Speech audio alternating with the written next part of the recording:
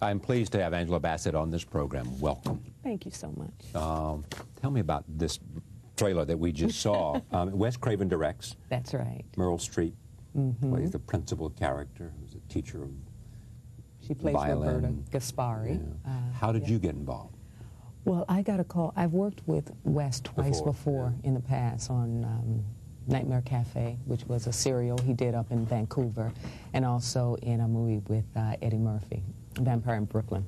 And I got a call, and that was a couple years ago, got a call one day that Wes wanted me to be in a movie. Now, for an actor, that's always wonderful. That's, you know, that's just a boost to your confidence that someone's been watching you and they just want you to come in and do some work for them. So I got a call one day saying that Wes wanted me to come and do a movie with he and Meryl Streep. I mean, just based on that. Sure. You were there. Yeah. Shall I pay you? Yeah. You know? And it's funny because I thought, oh, of course, immediately I thought, Meryl's going to do a horror movie? You know? But he explained that it was the part of a principal. He said, well, just send the script over. I'm sure I'll say yes, but, you know, send it over anyway. You know, read it. They worked on the part a little, you know, a little bit more for me, you know, embellished it just a little bit more, and said yes, no problem. Now, for you, in the terms of the evolution of what you have done, is this in any way different as a film for you to make, or is it just simply one more film that becomes part of the body of work that Angela Bassett is? Well, there are certain things that I look for when I say yes to a project, of course. I hope it's something that I can get behind, and because this is about our children, about the educational system, about their music education, I always thought that before I said yes to being an actress, you know, for myself, and that this is something that I pursue with passion and attempt to survive it, I always thought I'd be a teacher. So this is sort of like, you know, just so a circle, come back round to that in a small way. When you work, I'm not sure how many scenes you had together, but when you're working there with really one of the giants among actresses and actors of our time. Yes. Do you learn? Do you watch? Do you talk? Do you? Of course, I mean, before you arrive on the set, I'm saying to myself, okay, I'm going to study her, because you're right, she's a giant. She's one of the queens. She's phenomenal. Just across the board, so many people love her from so many backgrounds. I think it's because she's just so honest, so real. Her heart, I mean, you feel it, you sense it, you know her. And I said, well, maybe I've studied her already, but I said, you know, an opportunity to be in every scene that I have, to be in scenes with her. It'll be like going back to school in a way for me. But the funny thing that happens is that when you're in a scene and you're involved in the scene, you can't step out and watch. You have to be right there with her.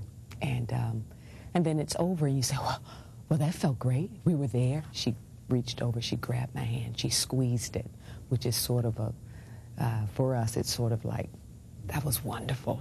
You know, didn't we rock? Wasn't that fantastic? And then you attempt to sort of dissect it later, but it's difficult to do that after the fact. You know, you sort of have to wait for the film and then maybe study it a little bit. But just to be in her presence, just like a great game, you know, she makes yours better. Growing up in St. Petersburg, I mean, did you dream about this? Did you say, you know, if all goes well?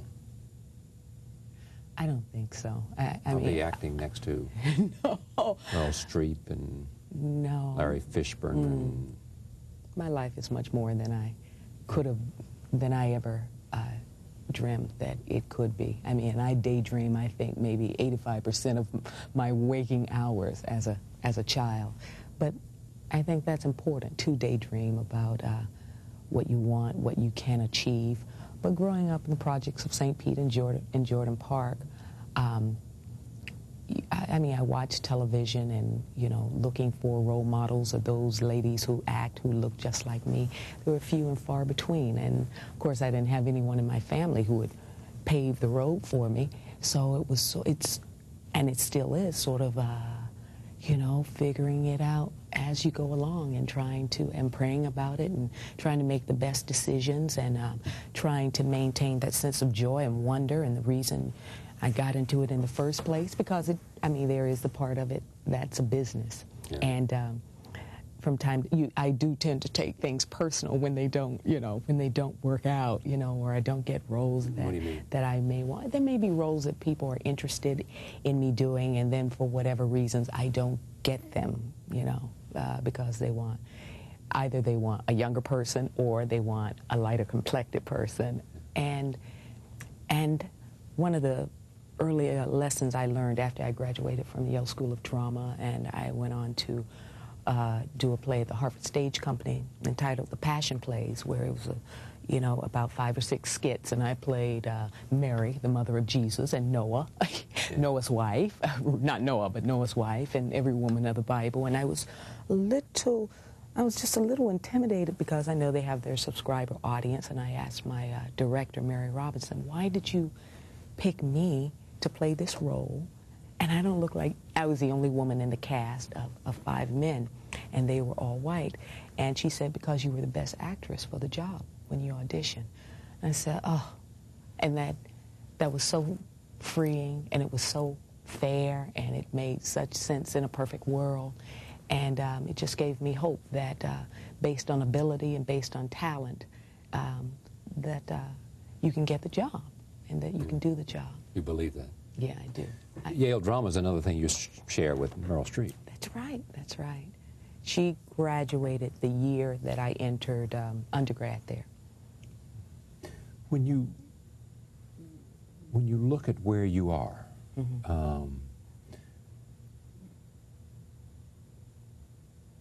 would you do it differently? I don't think so. I don't think so.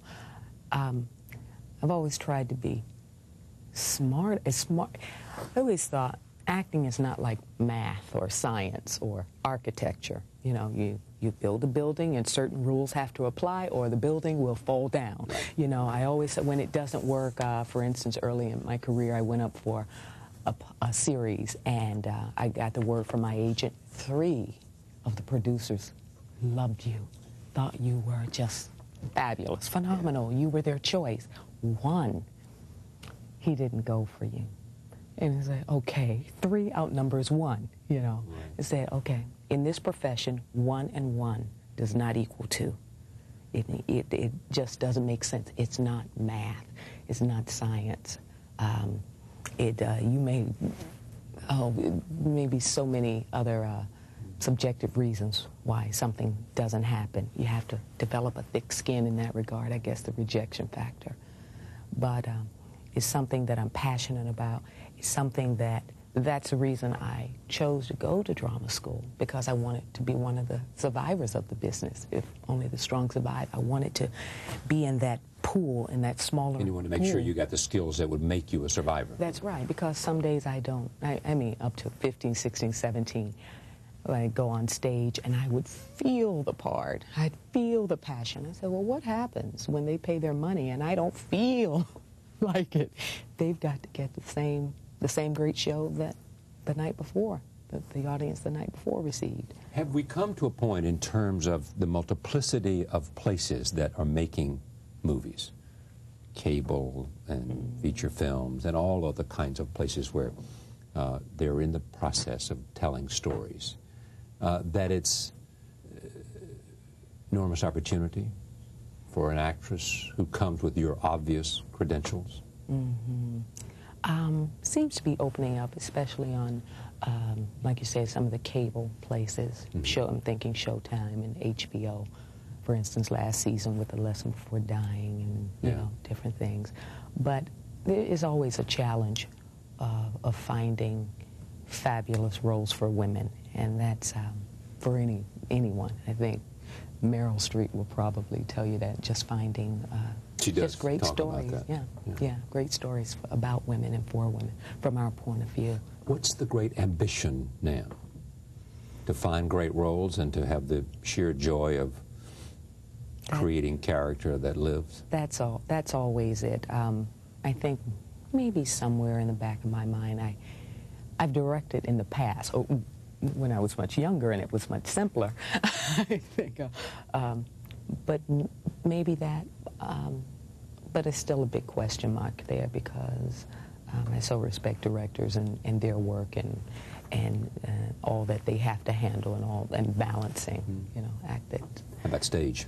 Stage, yes. I love the stage. That's where I began, and I was fortunate to have an opportunity to come back to New York 2 years ago to the public and play opposite Alec Baldwin in Macbeth. And that was amazing, incredible, and freeing because you get to be bigger. You have to hit the back of the house. You know, it's not the camera closing in on you, so you get to use just those different muscles and just take it out as far as you can. The audience is different every night. The personality of an audience, a performance is never the same. Your co-stars, co-actors come in, and their day has been whatever it has been, and it's informed them. So you have to just be malleable and alive and watch them and go with them and yet still keep the integrity of the play that the director has set up. So the stage is very exciting. When you look at how great it is to be Angela Bassett today, and it is. Yeah, it's pretty nice. You know, yeah. What you have brought to the roles, who you've got an opportunity to work together, could always be better. All the things that you did in terms of that montage of performances we saw, and what you brought to them all. Who do you owe for helping you get there? Your mother? Absolutely. My mom, who, growing up, we would, you know, play act, and of course she took us to church every Sunday, and there on fifth Sunday, any month that had, you know, 5 Sundays, the fifth Sunday, the kids took over. Right. And I would write little skits and direct them, and, you know, so I think those were the beginnings. She was always just, and continues to be, just so supportive. I love to hear her, you know, act out, you know, scenes that I've done, or say, "Oh, Angela, you were so good in Exhale when you said," and then she'll act it out, and I just crack out because I think there's a part of her that wish that she were a performer or has some, you know, performing ability. She was quite the actress, I hear from her sister, when she was in high school. So she lives and enjoys your success as almost as if it was her success. Very proud, very proud. How about at Yale? At Yale, Lloyd Richards. Lloyd Richards, clearly. Yeah, the dean of the drama school. Yeah, my class was the first class that his administration chose. So he provided a great deal of stability, and of course I was very proud to see him in that office there, having directed Sidney Poitier and Diana Sands in Raisin in the Sun on Broadway. Yeah, have you met August Wilson? Have you acted in his plays as well? Because Lloyd has been so involved in August's work. The last play that I did in New York before I made my trek to L.A. to see what big things were out there was a play by August Wilson entitled Joe Turner's Come and Gone. Oh, sure, I saw on it. Broadway. Yeah, I said, okay. Yeah. It's great to have you here. Thank you. You know, I thank you. Music of the Heart, Meryl Streep, Angela Bassett, and others. Thank you for joining us. See you next time.